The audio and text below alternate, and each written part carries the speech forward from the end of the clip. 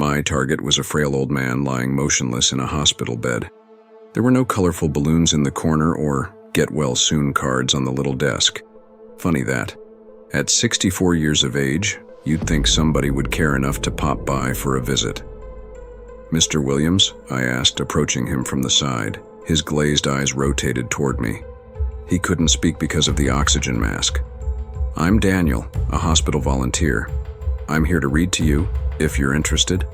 He nodded feebly. "Brilliant." I grabbed a book from my bag. "Would you like me to adjust the bed so you can see better?" He nodded again.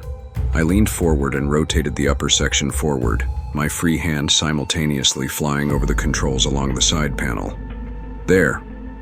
I sat back in a wooden chair, next to his IV drip. This story is called The Miserable Mr. Williams.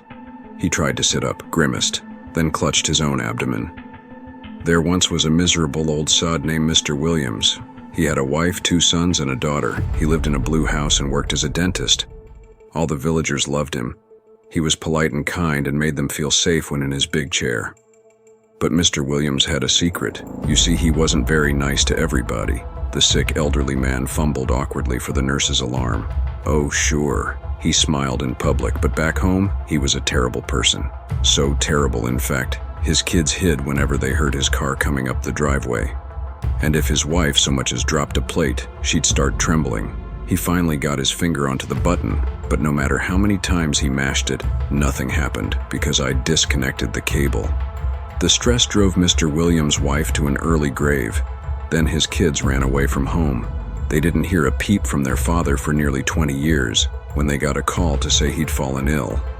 At this point, I stood, no longer needing the book. The doctors said he'd be fine and might even return to dentistry one day. But Mr. Williams' children didn't like the sound of that, so they contacted a charity called Everybody Dies Alone. I fished a needle from my jacket and trapped an air bubble inside. They said it would be better if their father bit the dust. Quickly, I stabbed the point into Mr. Williams's IV line and watched the bubble slowly slide toward his wrist. And when they told the charity what he'd done, they agreed. While he flailed around helplessly, I slid on my jacket and made my way across the ward. Halfway toward the elevator, an alarm wailed, then several nurses bolted past me, but by the time they figured out what happened, I'd be long gone. Only 5 more rounds, then I could call it a day.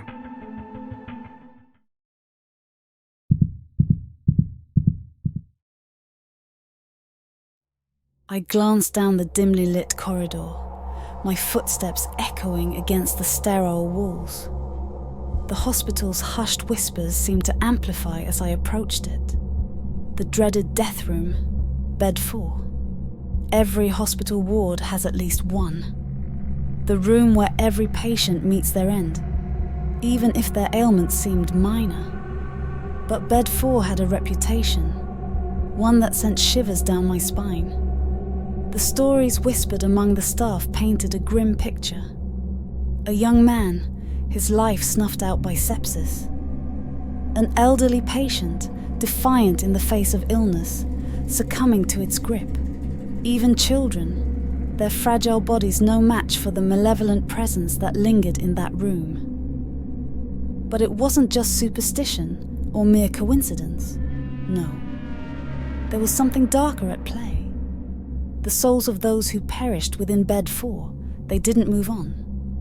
Instead, they became part of the room's power, feeding its insatiable hunger.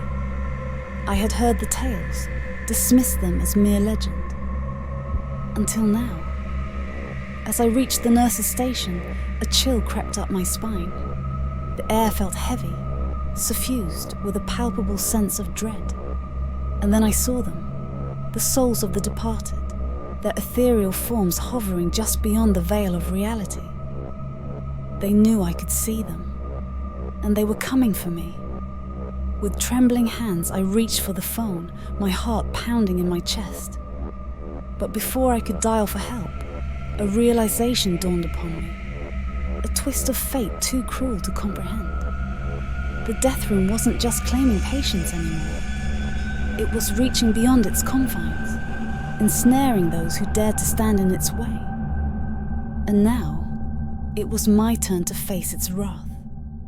The clock ticked ominously, each second stretching into eternity as the spectres closed in around me.